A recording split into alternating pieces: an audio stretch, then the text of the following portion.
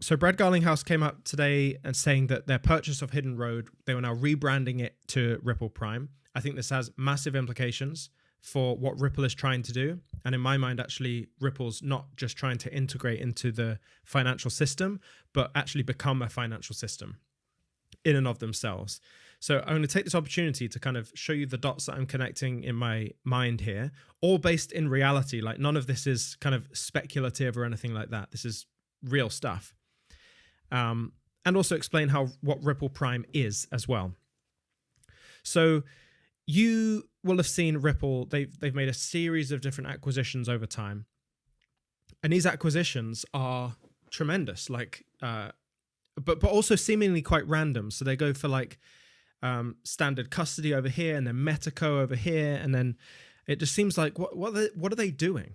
In fact, what they are doing is putting the pieces together that make up a financial system. The most recent one of those is Ripple Prime. Now, the Prime, in my mind, we're going to check out a video later of Brad Garlinghouse actually explaining Ripple Prime. But Prime to me seems like here we are, we're going to have a Prime brokerage. A Prime brokerage is interesting because they exist already. And my question was more like, how is Ripple going to do this differently?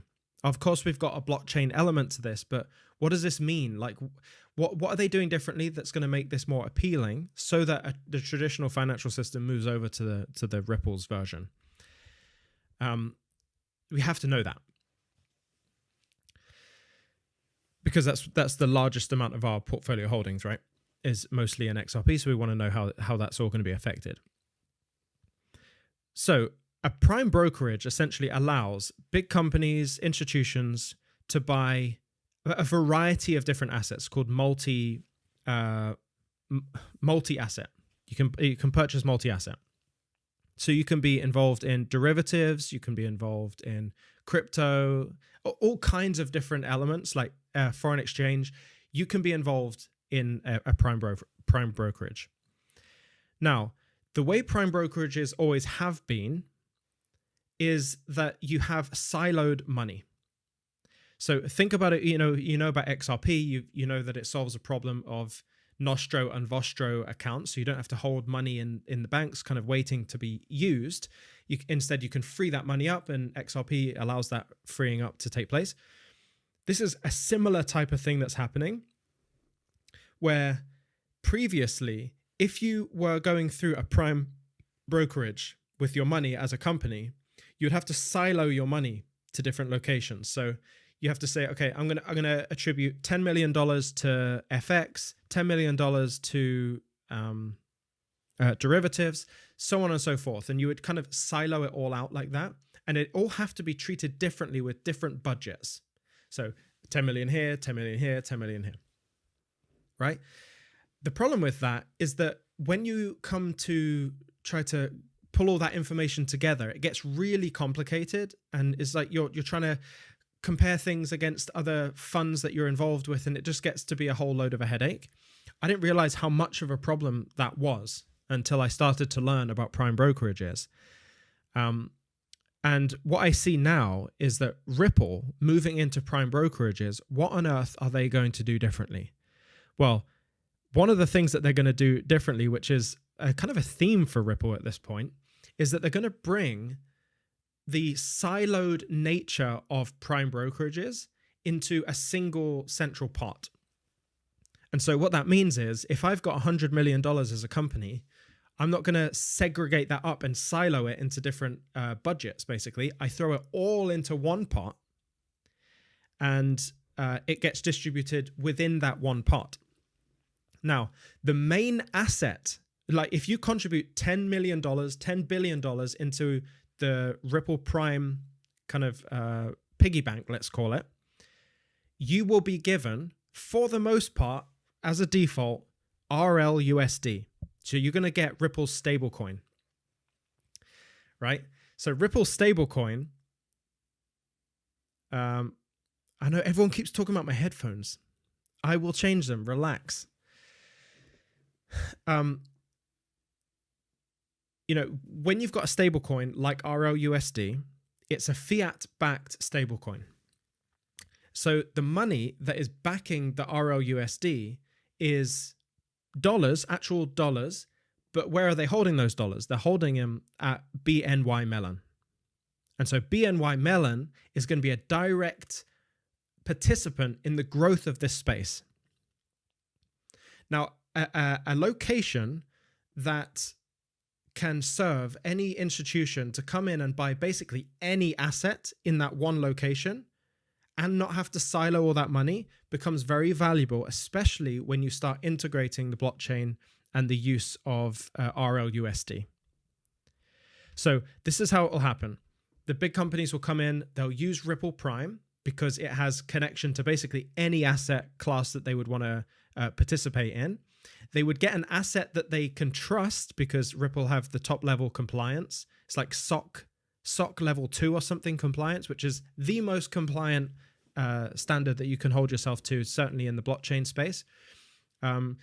They will hold a very compliant asset that's tied to $1 and have infinite flexibility to buy whatever they want with a single pot of money. I didn't realize how big of a thing that was until I realized that Ripple had now created this Prime brokerage. And I was thinking, what makes it different? Well, you can pool all those assets together so you have one budget. And so you can actually see the performance of your entire portfolio in one place. Some elements might be down, some elements might be up, but overall you'll see the balance. Is the balance going up or down? And for at least first glance purposes, that's really good. So how it goes is you will give your money into the Prime brokerage. You will get RLUSD. That RLUSD is backed by money in BNY Mellon, which have been very good for this custody solution. And you will now have the opportunity to participate in any market that you want. Do you want any cryptocurrencies? Do you want any equities? Do you want derivatives? Whatever you want, you can get it in that one central place. The way I anticipate it is that for this Prime brokerage, there will be lots of opportunity, lots of visibility for XRP itself.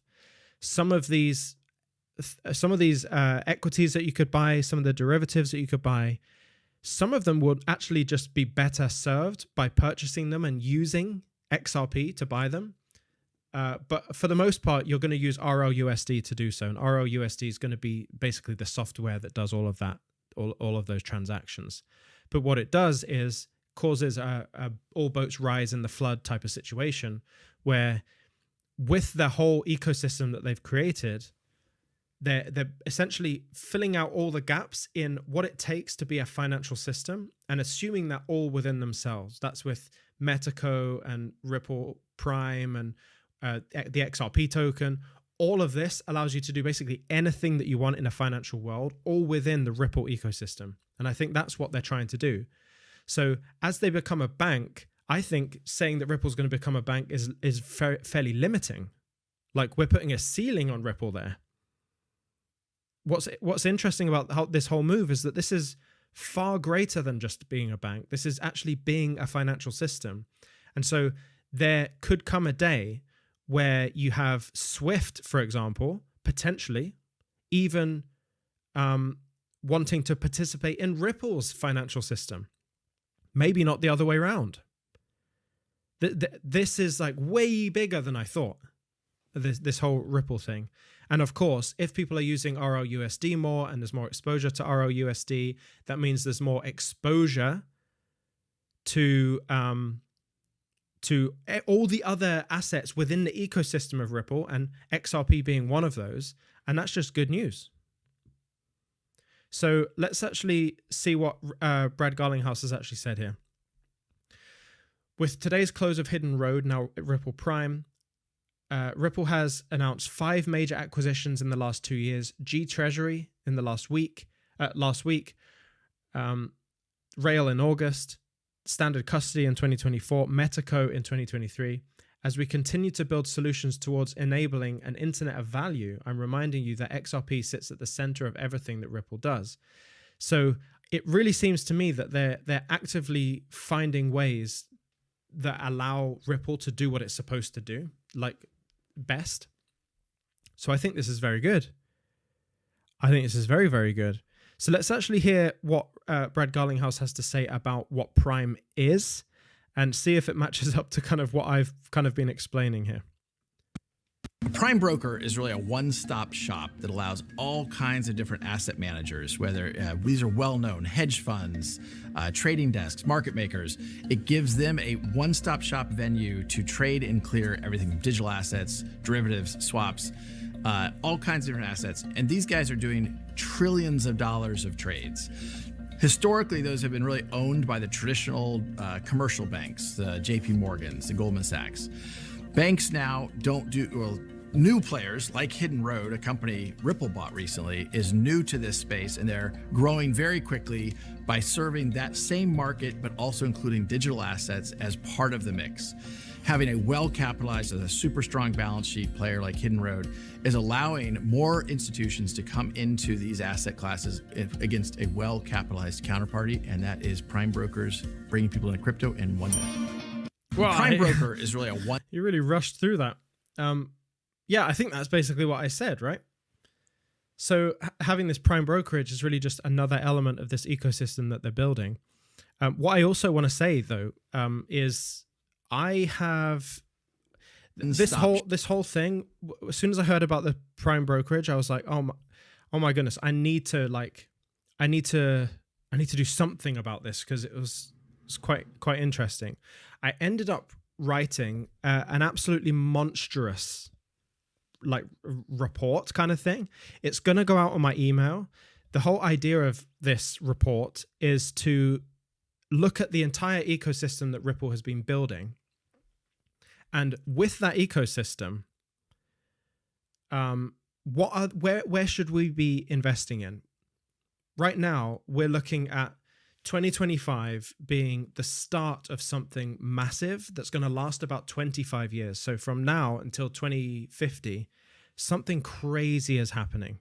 We've got the convergence of AI and blockchain and crypto and clean energy, and then also bioengineering.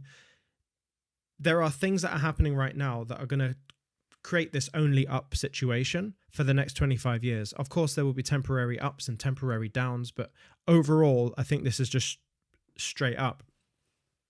You see this every 80 years. So every 80 years, something revolutionary happens to the way we operate. And that 80 years since the last time is 2025. And it will typically last 25 years after that. So those 25 years start now. And the convergence of all of this makes it super, super important that we are involved in the right assets to benefit from this. And I'm not talking about buy this crypto, buy this crypto. I'm saying the people that got rich when the gold rush happened, right? Because this is one of those. The people that got rich were the people that sold the pickaxes, that built the cities that the gold rush was participating in. Like it was those people that made the money. It wasn't necessarily the people going to chase the gold. It was the people investing in the infrastructure and the architecture of allowing those people to race for the gold. And this is where we are right now as well, I think.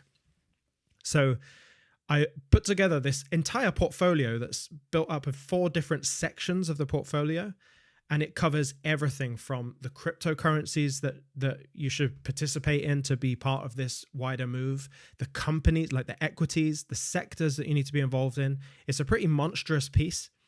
And that's all going to be on my newsletter that comes out in a couple of days, because I've just like narrated the whole thing on an email, and I've got to go through it and just make sure it doesn't sound like I spoke it, you know? So if you want to check that out, there's a link in the description for the newsletter. Just sign up for the newsletter and you'll get that email soon. It's going to be a full portfolio. I think like this is the portfolio to have to participate in as much as you can, both short term and generationally. In this 25-year stretch. So I've been really enthused about this whole idea, this 80-year cycle, then 25 years, this being the start of the 25 years. It makes complete sense.